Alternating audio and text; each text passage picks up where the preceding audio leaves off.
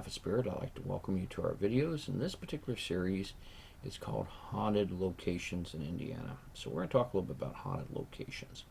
This one was prepared by my Chief of Staff, Andrew Brooks. So I'll be reading, and you'll see me from time to time refer to a laptop. No, we do not have a teleprompter.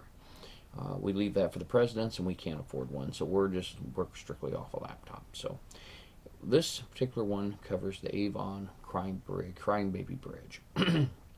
On the outskirts of Avon, over White Liver Creek, there's about a 70-foot bridge used currently for CSX railroad lines, so it's a railroad bridge. The bridge itself featured on the town seal of the city of Avon. So if you see the town seal, I'm going to try to put that up for you. There we go. You'll see the bridge. It's a very famous bridge. Over the years, legends has it that visitors to the bridge can often hear the sound of either moaning, a baby crying, or occasionally see a ghostly specter at the bridge at night.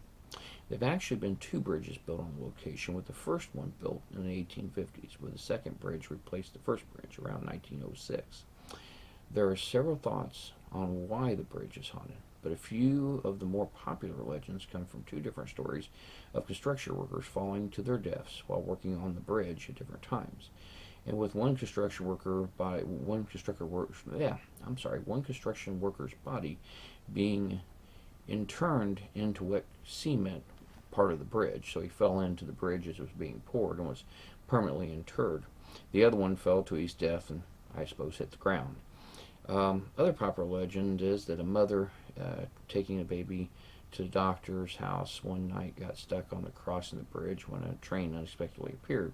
She was forced to jump from the bridge with her baby to avoid the train. During the fall, her baby died. The mother was so distressed from her mother's death, she said to look around the bridge at night for her child. I've heard a couple of others too. There's primarily the two main areas. You've got the construction workers who died, and the moaning is supposedly the one construction worker who was interred into the concrete. On the other hand, the crybaby, I think a lot of towns have crybaby bridges. This is pretty common.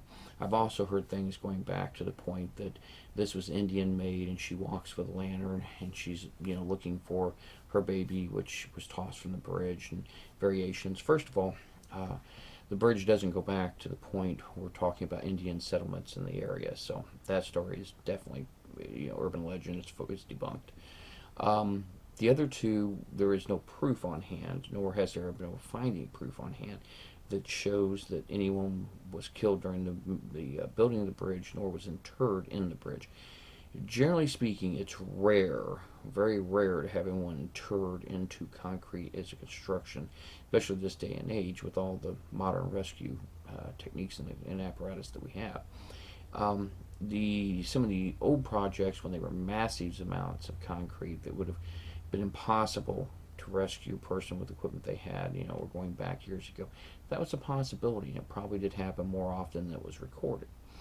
But as far as we can tell about the Avon Bridge, there is no standing proof that it was ever used or had anyone that had fallen in it and become interred. So at this point, we're going to say that we don't have proof of it. It is a current bridge. I will tell you, if you find it and you go out to it, the Avon Police Department would be more than happy to escort you off the property. One, it's railroad property, so you don't want to get messed with that. But a lot of teenagers, it's pretty common, was at least when I was a teenager, to go to that bridge at night and sit in your car and get out and walk the area and see if you could hear any moaning or the baby crying. I think everyone who grew up in Indiana tried that at least once. It's one of the more legendary landmarks of Indiana. So kind of interesting, and very interesting to think about. It's featured in several books. It'll be featured in my future book. So certainly something to be of interest. We hope you enjoyed this story, and hope you'll tune in for more stories to come. On behalf of Spirit, thank you very much for watching the video.